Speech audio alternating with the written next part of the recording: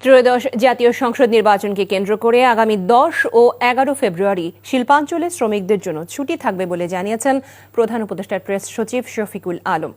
বিকেলে রাজধানী foreign service একাডেমিতে সমসাময়িক ইস্যুতে করা সংবাদ সম্মেলনে এই তথ্য জানান তিনি।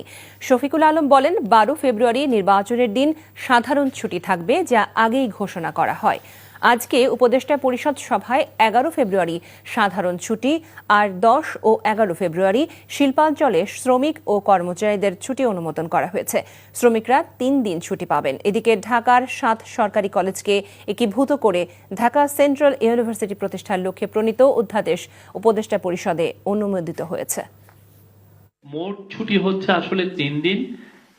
ভোটের দিন ফেব্রুয়ারি 12 আর হচ্ছে ফেব্রুয়ারি 11 বুধবার সাধারণ ছুটি সবার জন্য প্রযোজ্য। আর 10 তারিখ শুধুমাত্র শিল্পাঞ্চলের শ্রমিক ভাই বোনদের জন্য এটা ছুটি। ঢাকা সেন্ট্রাল ইউনিভার্সিটির অধ্যাদেশ 2026 অনুমোদিত হয়েছে। ঢাকার 7টি সরকারি কলেজকে একই একাডেমিক কাঠামোর আওতায় এনে উচ্চশিক্ষার গুণগত মান উন্নয়ন এবং দীর্ঘদিনের প্রশাসনিক জট নিরসনই এই অধ্যাদেশের মূল